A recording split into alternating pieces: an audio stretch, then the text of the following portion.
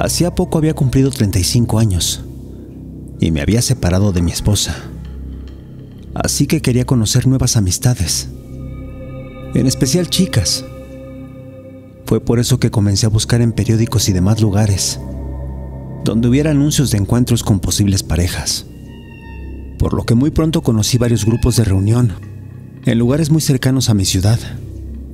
El proceso era asistir a reuniones y en estas conocer a gente con la cual, si te gustaba o te interesaba, les dejabas una carta, una que posteriormente en la semana les sería entregada. Fue así, de esta forma, que después de un par de citas con 2 mujeres, en la tercera conocí por fin a Paola, una profesora de primaria de 28 años, que también recientemente se había separado de su pareja. Vivía sola, y su objetivo con estos encuentros era el de conseguir una pareja estable. Desde un principio le aclaré mi postura sobre el tema. No me sentía listo para iniciar algo serio, por lo que debía quedar muy claro que esas reuniones y citas eran en parte pasar el rato, salir con más gente, y después, dependiendo cómo iba funcionando la situación, tal vez convivir un poco más, y así, eventualmente, conocernos más a fondo. Su respuesta me pareció adecuada, ya que al principio parecía no importarle, porque aunque buscaba algo estable, estaba abierta por completo a ser más amigos, incluso de esos que suelen tener intimidad sin compromiso alguno, o mejor dicho, tal como ella lo definiría, volverse amigos con derechos. Recuerdo que con esa frase en verdad que rompimos el hielo. Sonaba a una ocurrencia, que en nuestro caso habría una posibilidad. Fue así que poco a poco nos hicimos más cercanos, con conversaciones por teléfono en las noches, hasta un punto en que nuestros encuentros y nuestras pláticas en verdad se sentían muy amigables, íntimas e incluso especiales. Sin embargo, afuera de ese primer encuentro, nunca volvimos a retomar el tema sobre el tipo de relación que estábamos iniciando, al menos no de forma específica.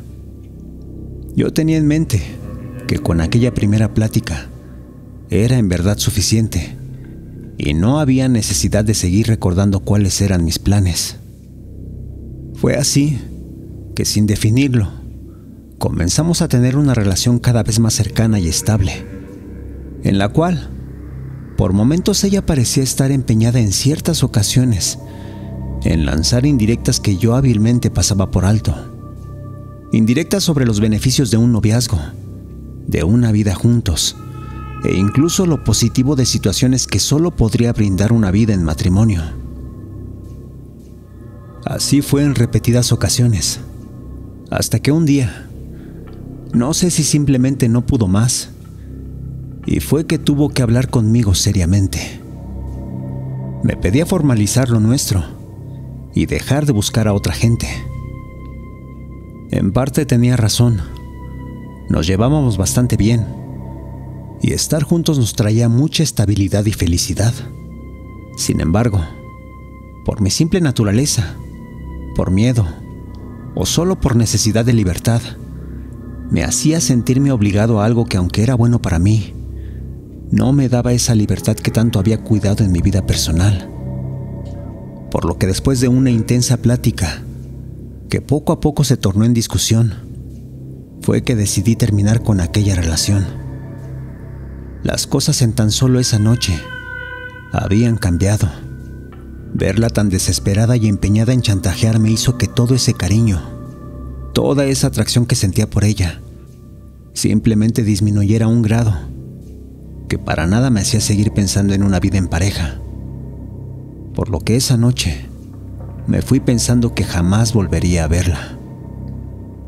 Pero todo eso cambiaría muy rápido, ya que a tan solo 3 días de esa penosa separación, comencé a sentirme de una forma en la cual nunca había experimentado.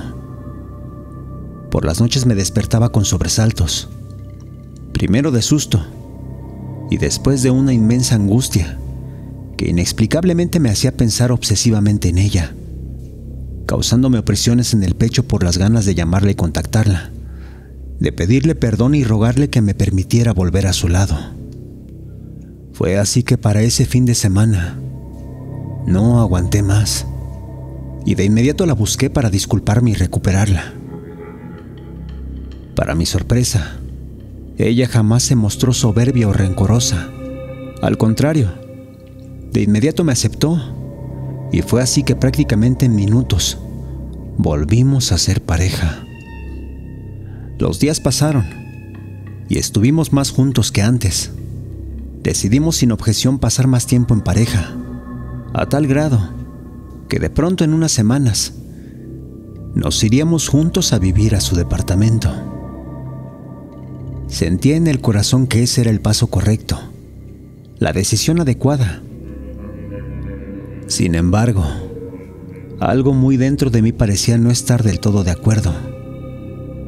Después de meses de relación había notado que mi peso había bajado, que mis rutinas del día a día parecían haberse modificado, prácticamente sin que yo me diera cuenta. Ya no salíamos con los amigos como antes, e incluso, con la excusa del trabajo y cuidados de nuestro departamento, ya ni siquiera acudía al gimnasio para hacer ejercicio. Pensé que serían los cambios lógicos de vivir en pareja, y mientras me sintiera bien con ella, de estar acompañado, enamorado y correspondido, entonces todo sería algo benéfico para mí, para mi nueva vida, una de alguien que ya no quiere ni puede estar solo. Pero algo sucedió un día por la tarde, un día en que por accidente de trabajo, ella no había vuelto temprano al departamento. Me sentí aburrido y con mucho tiempo libre, por lo que aproveché esas horas para salir a hacer unas compras a la farmacia. Y fue ahí que un afortunado encuentro casual cambiaría mi percepción de aquella relación, la cual para ese momento era mi vida por completo. Al entrar en aquella farmacia, me encontré por casualidad a un amigo que hacía meses no había visto para nada. Alegre lo saludé por volver a encontrarnos. Sin embargo, él con cara de susto me recibió el abrazo como tratando de no acercarse mucho. Yo noté el gesto y extrañado le pregunté por qué se comportaba de esa forma, por qué de repente tomaba distancia. Y él, sin rodeos y con la cara descompuesta, simplemente me dijo que mi aspecto le parecía bastante alarmante, que lucía muy demacrado, desmejorado y casi al punto de un colapso. Yo pensé que era una broma, pero al ver su rostro de preocupación fue que no pude contenerme. Y fue entonces que comencé a reírme muy fuertemente.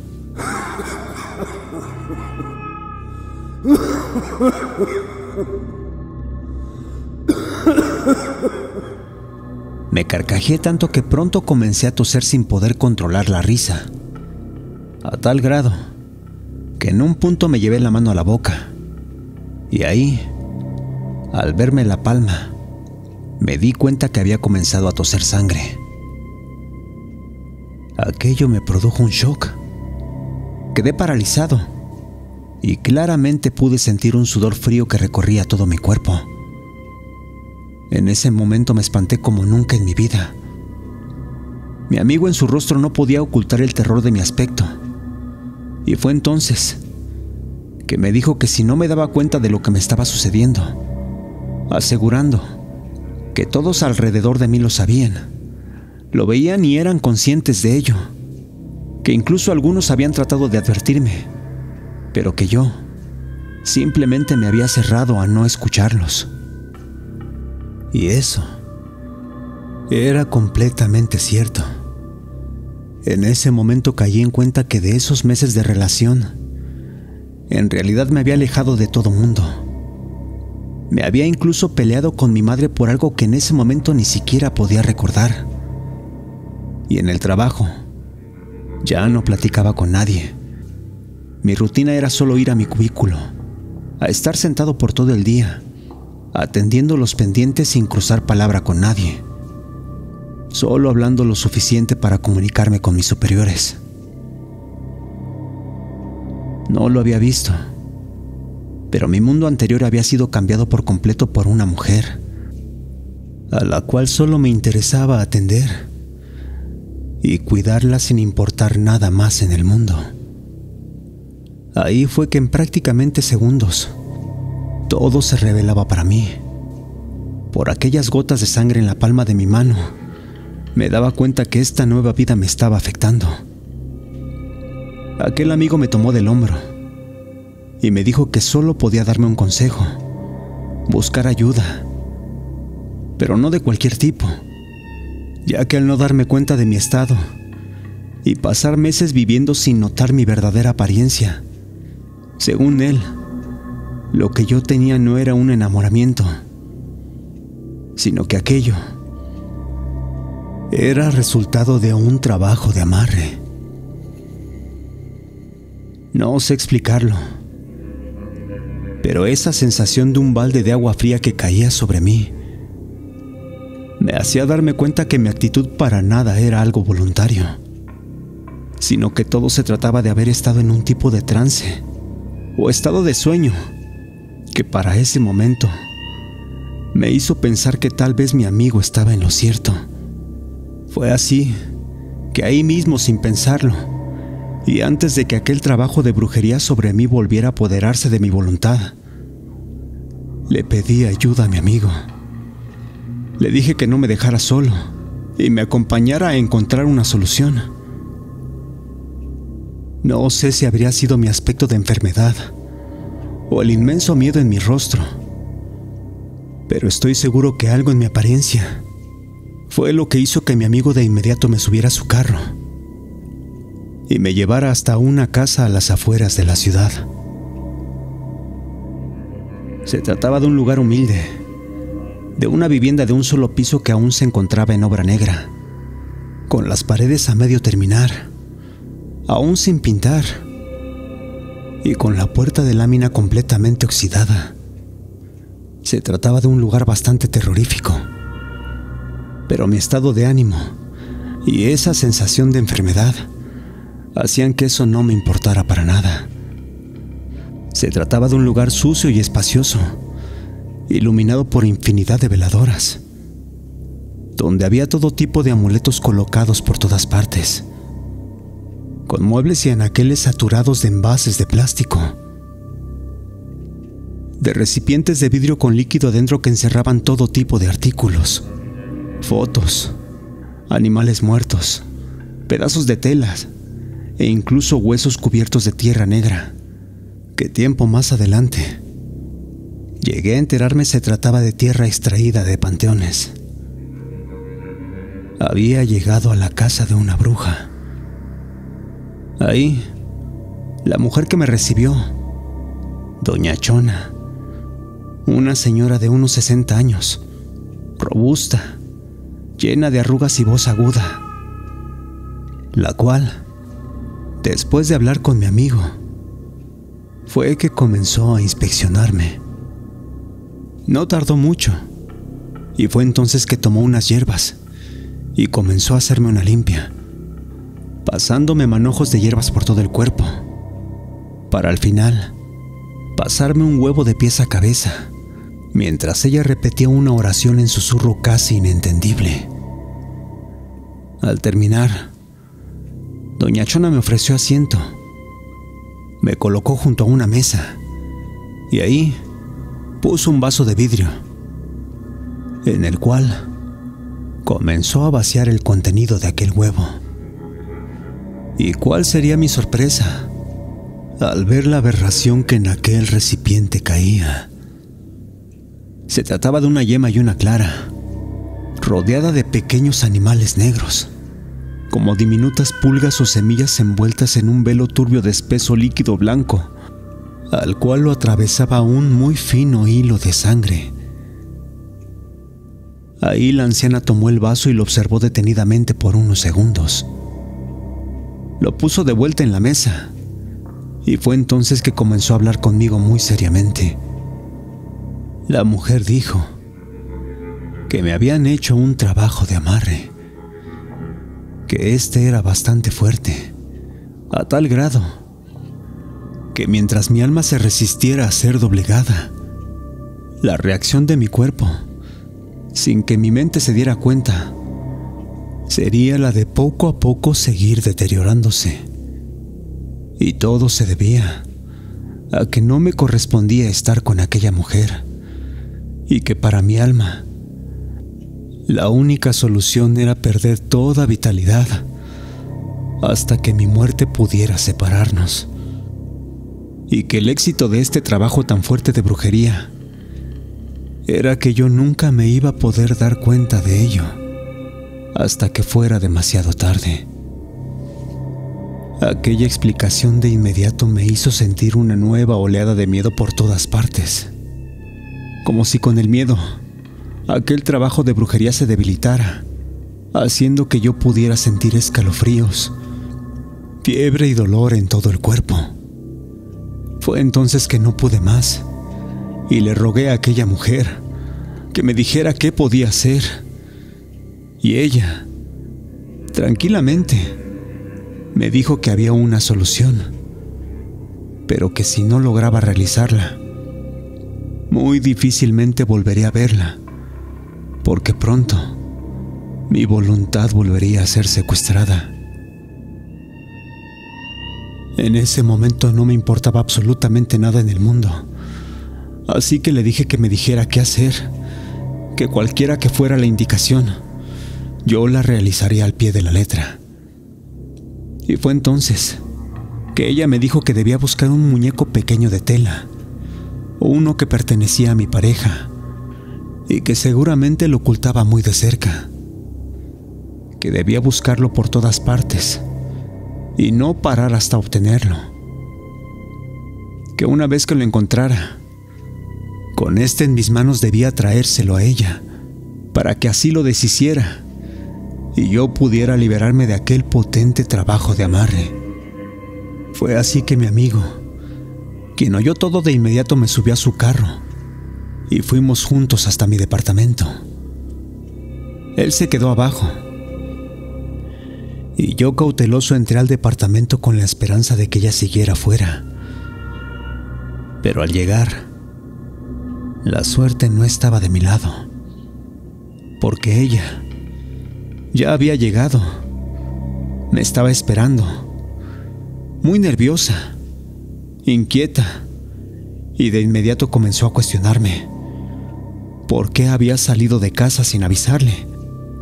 En ese momento la vi como realmente era, antes de que yo la hubiera buscado: agresiva, nerviosa y desesperada por controlarme, tal como aquella vez en que me había separado. Sin embargo, pensé rápido y le dije que había ido a la farmacia, que me había sentido mal y un doctor me había atendido, porque de la nada me había comenzado a desmayar. Mi aspecto lo contaba todo, así que no era difícil que pudiera creerme, porque después de todo, ella estaba muy consciente de mi deterioro. Parecía tranquilizarse, y fue entonces que le dije que el doctor me había recomendado mejorar mi alimentación, y que era por eso, por haber estado escuchando esos consejos, que me había tardado en regresar. Al oír todo se calmó. De alguna forma sabía que mi estado de salud no era el mejor, y me creyó, ya que yo durante todos esos meses, precisamente por ese estado en el que me encontraba, era que jamás le había mentido. Fue así que más tranquila me dijo que al día siguiente llamaría a una amiga suya nutrióloga para agendarme una cita, y que con eso poco a poco volvería a sentirme mejor. En ese momento, ella me sonrió, se acercó y me dio un beso en la mejilla, y tratando de tranquilizarme me dijo que se iría a bañar, que lo mejor era irnos a descansar, porque ya era demasiado tarde y había muchas cosas que hacer al día siguiente para mejorarme. Yo asentí y le sonreí. Esperé a que se metiera al baño, y fue entonces que no tenía otra opción y de inmediato me puse a buscar aquel muñeco. Comencé a buscar por todas partes, entre sus ropas, en la cocina, en sus muebles, sus cajones, en su bolso de trabajo. Y no fue sino hasta que vi su maleta de maquillaje que por fin pude encontrar aquel artefacto. Se trataba de un pequeño muñeco de tela, rodeado de hilos rojos, atravesado con varios alfileres, con mechones de pelo que al parecer eran míos, pegados alrededor de la cintura, y con una foto de mi rostro impregnada en su cabeza. De inmediato tomé aquel muñeco y salí corriendo del departamento. Las piernas me temblaban, mi estómago estaba revuelto, y aunque luchaba por no vomitar, solo pedía que mi amigo aún estuviera esperando junto a su carro. Cuando por fin salí a la calle, él no estaba por ninguna parte. Desesperado corrí hacia la esquina y miré hacia el fondo de la calle, después al otro lado, pero no había absolutamente nadie. Fue entonces que empecé a sentir cómo mis piernas de pronto se doblaban, obligándome a quedarme tirado en el suelo. Ahí, sin fuerza alguna para moverme, me quedé tirado por unos segundos. El mundo a mi alrededor se enmudecía. Me sentía muy enfermo. Y fue entonces que alguien me tomó del hombro. Era mi amigo, que no sé de dónde había salido. De lo que sigue supe muy poco. Mi amigo me subió a su carro.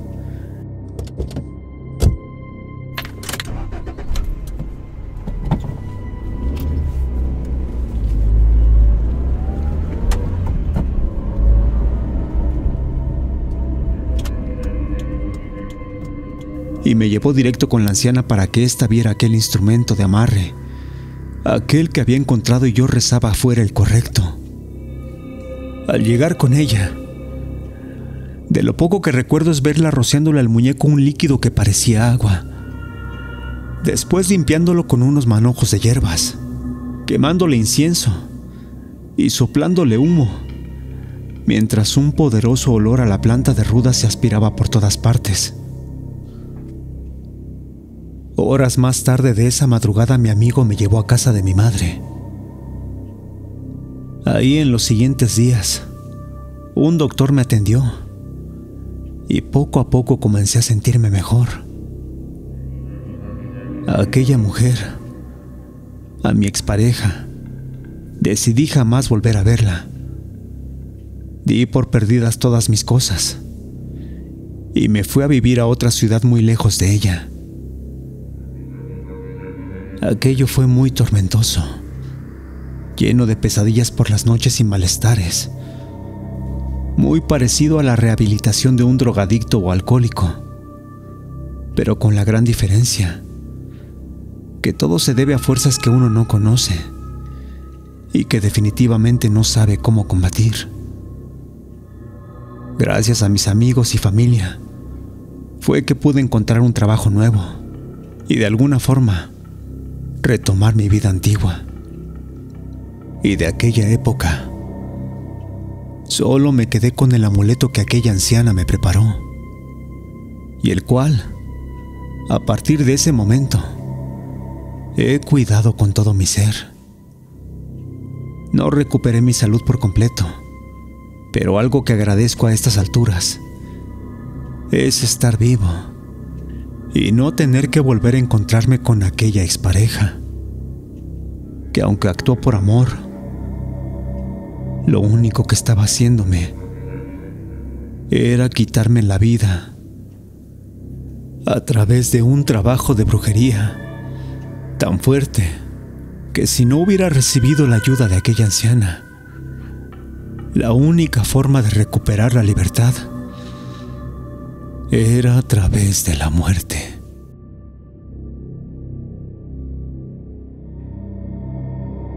Gracias por llegar hasta aquí. Si el relato te ha gustado, suscríbete y escucha más de nuestras historias. Esto es Radio Caníbal.